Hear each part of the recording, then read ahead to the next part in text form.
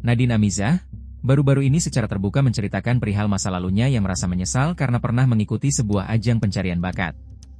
Nadine rupanya mengungkap penyesalannya telah mengikuti ajang pencarian bakat yang kini sudah tidak lagi tayang.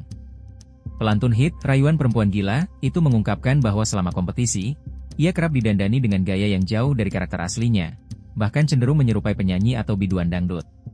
Ini review jujur ikutan ajang pencarian bakat yang gue bisa omongin sekarang karena ajang pencarian bakatnya aja pun udah nggak ada gitu ya. Menyesal, sepenuhnya menyesal, sepenuhnya seluruh dunia menyesal. Setiap minggu dikasih lagu baru yang bahkan gue nggak suka lagunya, didandanin sedangdut mungkin, senggak nyambung mungkin sama lagunya. Itu rasanya pengen kayak, ya Allah kalah aja please, ya Allah please, gue mohon kalah aja please. Tapi apa kata Allah? Tidak, kamu harus mempermalukan dirimu sendiri terus sampai kamu pada akhirnya juara 3 or whatever lah pada saat itu. Karena hadiahnya pun sampai sekarang gak gue terima. Whatever. Cuma intinya kalau ada yang bisa aku ubah dari trajectory of my life, aku tidak akan mengulang ikut ajang pencarian bakat lagi. Udah, aku langsung jadi penyanyi kamar aja. Nadine lalu mengunggah klarifikasi yang menegaskan bahwa pernyataannya telah dipelintir dan diambil di luar konteks. Ia mengungkapkan bahwa dirinya tidak benar-benar menyesal, namun tidak ingin mengulang pengalaman itu karena alasan yang sangat pribadi dan mendalam. Ia menilai bahwa ajang pencarian bakat membatasi kebebasannya sebagai seniman. Gue baru bangun. Menurut gue ada special place in hell untuk orang yang suka motong-motong story orang terus dimasukin ke aplikasi sebelah terus jadi taken out of fucking context.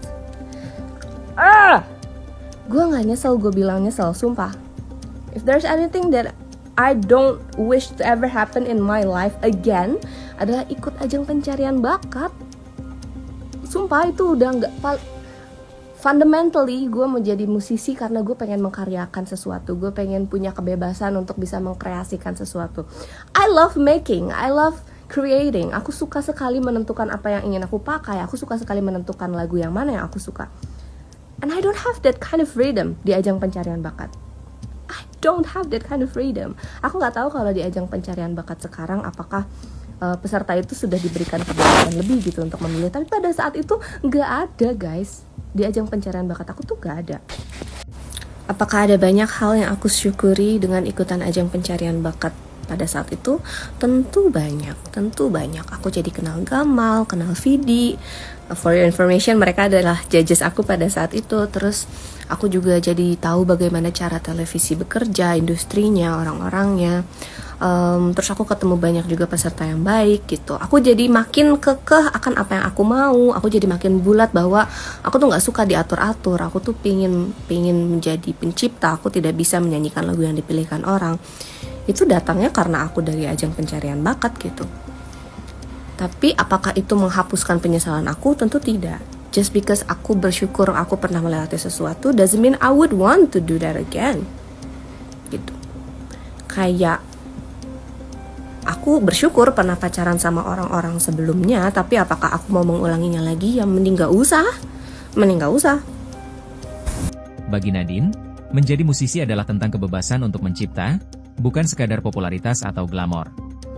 Ia merasa bahwa dalam format kompetisi tersebut, ekspresi artistik justru dibatasi.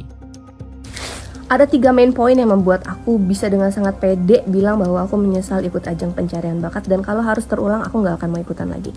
Yang pertama, ada yang bilang bahwa tapi kamu tuh terkenal dari situ, Nat. Enggak lagi, sorry banget, tapi aku yakin lebih banyak orang-orang yang tahu aku dari zaman aku cover-cover lagu. Terus mungkin dari zaman aku sama Bang Dipa Barus. Tapi kayak si ajang pencarian bakat ini, makanya kenapa kalian kaget ada videonya di internet. It's like a blip in my life. It's like a dark age yang kayak orang-orang tuh nggak tahu gitu. Lebih banyak yang nggak tahu gitu. Kayak justru aku diundang ke ajang pencarian bakat itu karena pada saat itu followers aku sudah ribuan. Karena apa? Karena cover-cover lagu.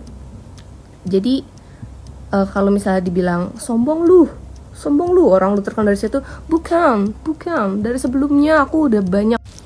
Yang kedua, loh tapi kan kamu diajak sama Bang Dipa Barus karena kamu ada di situ. Tidak, salah.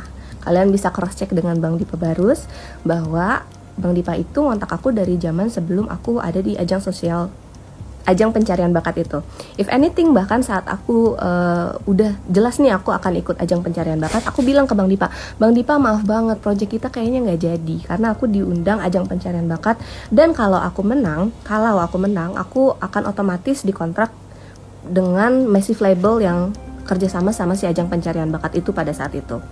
Dan lama nih, lewat, kalah, udah keluar dari acaranya. Bang Dipa tuh bilang, aku tuh dari awal sebenarnya berdoa supaya kamu nggak menang, karena ya supaya project kita jalan gitu. Dan nah aku bersyukur aku nggak menang dan project kita jalan. Aku tidak ketemu Bang Dipa dari ajang pencarian itu. Ini yang paling penting dan tolong paling dicamkan. Kalau ada yang mau masukin ke TikTok, tolong masukin bagian ininya. Aku menjadi musisi itu bukan karena aku pingin glamoritas dan menjadi terkenalnya. Bukan, sama sekali bukan itu. Aku mau menjadi musisi karena aku suka bernyanyi, aku suka musik, dan aku ingin punya good enough power to create something out of my misery, out of my pain, out of my sadness. Aku by fundamental aku adalah anak yang punya banyak keluh kesah, kesedihan. Jadi kalau misalnya ada dari antara kalian yang bilang, Nat, ada nih kesempatan lo ikut ajang pencarian bakat di mana lo bisa terkenal, tapi lo nggak bisa punya kebebasan itu lagi, lo mau nggak ikut? Tentu aku akan jawab enggak. Makanya aku bilang aku menyesal, karena kalau misalnya aku bisa putar balik waktu dan aku sudah tahu hal-hal seperti ini, aku dengan gamblang akan bilang, maaf, aku nggak perlu ikut acara ini.